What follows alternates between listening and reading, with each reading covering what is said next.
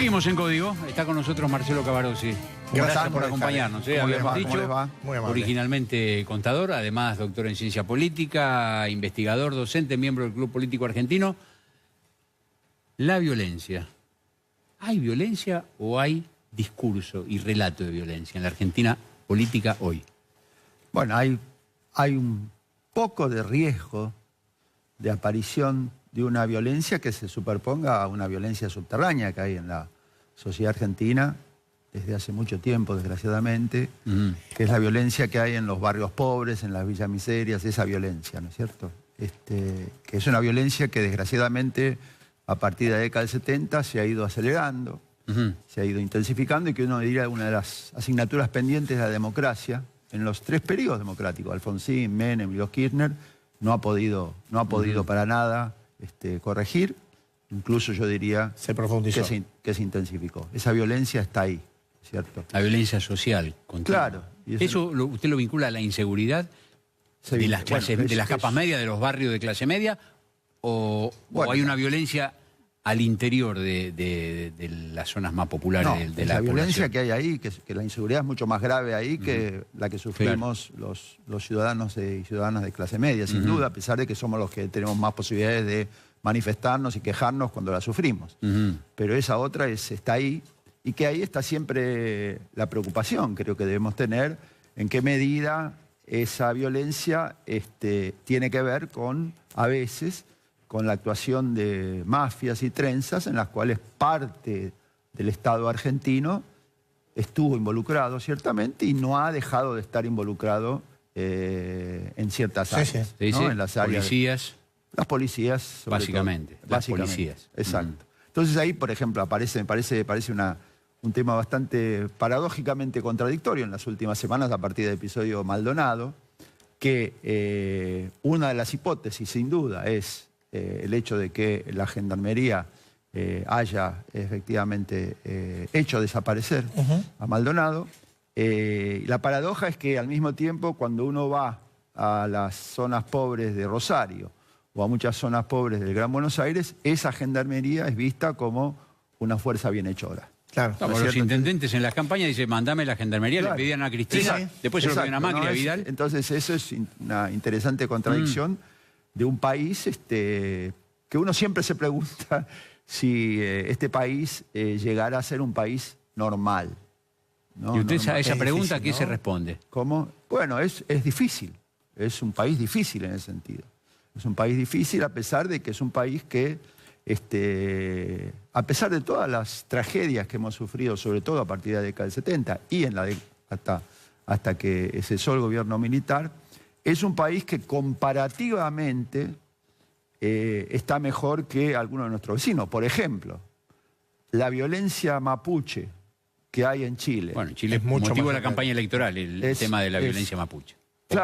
Claro, sí. por eso lo digo, exactamente. La violencia que hay en los departamentos Cautín, Malleco del sur de Chile es muchísimo más grave y con raíces históricas mucho más profundas que la que puede aparecer del lado argentino. ¿No? Sí, esta es una forma de violencia, ¿no? Uno tiene la impresión, yo por lo menos en lo personal, ¿no? También hay la violencia expresada en niveles de intolerancia social muy grandes, ¿no? Digo, cuando uno se plantea este episodio de la desaparición de Maldonado, de pronto uno encuentra posiciones enfrentadas de una intransigencia y una incapacidad de escuchar al otro, que uno dice, bueno, ¿y esto dónde se salda? ¿En qué lugar de la sociedad se puede saldar esto? Bueno, eso es parte de la falta de normalidad argentina, ¿no?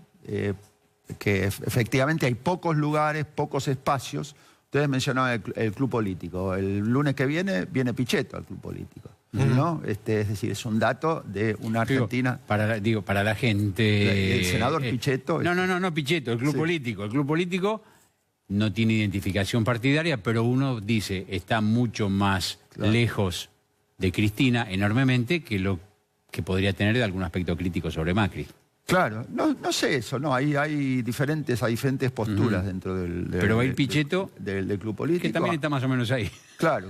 Digo yo, efectivamente, es un lugar, pero digo, los clubes políticos o algo como el club político tendría que estar en otros ámbitos, no simplemente donde se reúnen intelectuales o gente preocupada, sino que tiene que ser el ámbito en donde se reunieran otros espacios de la sociedad argentina para conversar de una manera como la que no se conversa, ¿no? Y eso es lo que le falta todavía a la Argentina para ser un país normal. Ahora, eso es culpa, si se pudiese asignar la culpa a los políticos, a los medios, a la intelectualidad en general, ¿o es toda la sociedad que de algún modo es partícipe de esta forma de anulación del otro? Está repartida. Sí, porque siempre ponemos la culpa en otro, ¿no? La culpa de los políticos. Está repartida. Los argentinos tenemos que asumir que efectivamente contribuimos a eso. Contribuimos a esa, no solo en el plano discursivo, sino en el plano, por ejemplo, de cuán difícil resulta, es otro plano muy difícil, cuán difícil resulta erradicar la inflación en la Argentina. Cuán difícil. Esto no tiene que ver solo con políticas económicas acertadas o no acertadas, o porque el del Banco Central influye más, o el del Ministro de Economía, sino porque está centrada en el comportamiento de todos los argentinos la cultura inflacionaria, ¿no? En un país en el cual efectivamente hay otros datos que son enormemente positivos, ¿no? Yo siempre tengo la imagen de que esa difusión de ese país complicado tiene lados buenos, que somos un país del cual históricamente ha habido menos distancias sociales que en todo el resto de América Latina, pero también tiene el lado malo, por ejemplo, de ser un país plebeyo, ¿no es cierto? Un país plebeyo, es decir, por ejemplo, el riesgo de que aparezcan manifestaciones de violencia que es muy difícil contener. No solo la violencia de los que tiran piedras, sino la violencia que ustedes decían, ¿no? Esta violencia del antagonismo verbal, ¿no? De lo difícil que es razonar dialogadamente. ¿Y usted dónde? Porque esta es una cosa que uno habla con recurrencia, ¿no? ¿Usted dónde encontraría el anclaje histórico para decir, bueno, en verdad este problema nace acá o este problema nace en el origen mismo de la República? No sé si en el origen, se va acumulando sucesivamente, porque es un país realmente en parte que no nos ha ido tan mal históricamente, pero sin embargo que al mismo tiempo, cuando llegó a muchas coyunturas, se fue por el lado equivocado. ¿Y cuál sería la parte en que no nos ha ido tan mal que usted considera, por ejemplo? La relativa igualdad. ¿Sabe que es un concepto que parece difícil de ver en la Argentina hoy, donde uno... Claro. La brecha entre ricos y pobres está agrandada. Y es algo durante todos los años, no se achicó nunca. En lo cual hemos ido retrocediendo claramente desde la década del 70. Bueno, pero uno, a ver, también tomando lo que usted dice, uno compara hoy y dice la Argentina es un país con relativa igualdad respecto a otros de América Latina, pero la Argentina hoy tiene uno de los índices de pobreza, al menos de los 4 o 5 países que nos rodean, más alto. Sí. Saquemos Brasil. Dejamos Brasil. Pero tiene más pobreza que Chile. Claro. Tiene más pobreza que Uruguay.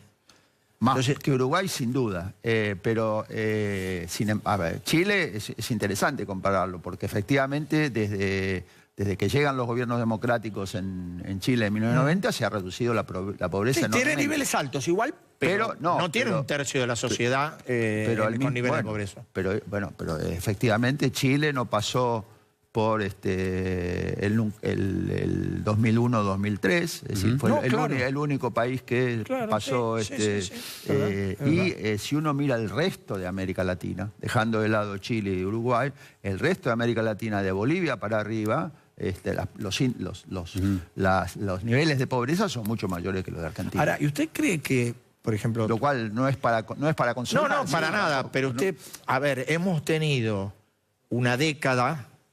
no solamente en la Argentina, en general en América Latina, con gobiernos de una determinada orientación donde las políticas estuvieron enfocadas al mejoramiento de la condición social.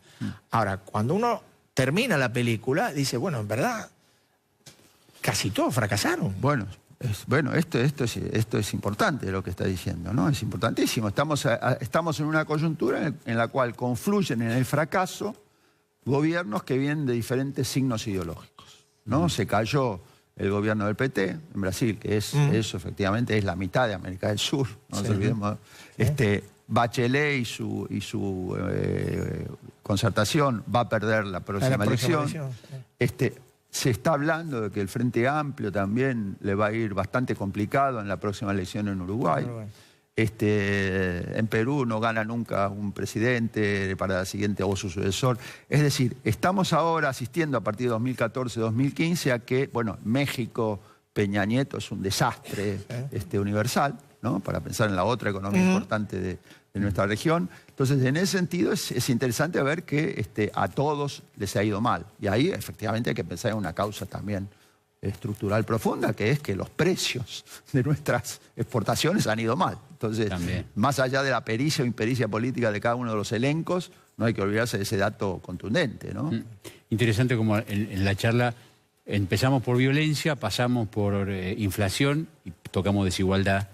Y hablamos de la violencia social, no solo ya de la política. Inflación y desigualdad tienen mucho que ver con ese clima exasperado al interior de la sociedad. Más allá que, a mi juicio, este clima exasperado puede ser también el resultado, en parte, de una operación, ¿no es cierto? De una operación que, como ustedes decían, bueno, el gobierno actuó lento, tardíamente. ¿no? Tardíamente. Yo diría que a lo mejor ahí está el problemita de decir, bueno, una desaparición en la Argentina es un hecho político. No se puede decir esto está... No es un dato más. No es un hecho policial perdido. No se puede decir esto está politizado. Es política eso. Es política. Entonces, reconozcamos eso, es política. Entonces, si no reconocemos eso, es más fácil que vengan operaciones políticas dirigidas efectivamente, a cuando se perdió una elección, ¿no? Se perdió. Los peronismos, excepto dos o tres excepciones así notables, perdieron la elección, ¿no? Los peronismos, que bueno, es otro tema ahí que tenemos ahí en la Argentina, de ver qué pasa con eso de los peronismos, ¿no? Claro. La seguimos en la próxima. La seguimos en la próxima. Es un tema lindo. Encantadísimo. Lo vamos a seguir. Muchas gracias. No, y ahí sería lindo hacer les digo, porque antes del 22 está el 8 de octubre, que es la elección de Corrientes. Que va a ser una elección, va a ser una elección importante esa, porque es la única elección de un ejecutivo, de un cargo ejecutivo, a 2 semanas antes de la elección del 22, que lo van a querer usar tanto Cristina, que oficialismo está como oposición, a Camau, y Cambiemos, que está apoyando obviamente al candidato de Colombia, que lo conoce solo Colombia. Gracias, Muy amable, Gracias a usted. Vamos a repartir premio. ¿Qué tal? Tenemos, ya es hora, tenemos, Las 12 pasaditas, hora de repartir premios. Vamos a dar una medalla de oro. Las 3. Vamos a dar. El libro. Directo.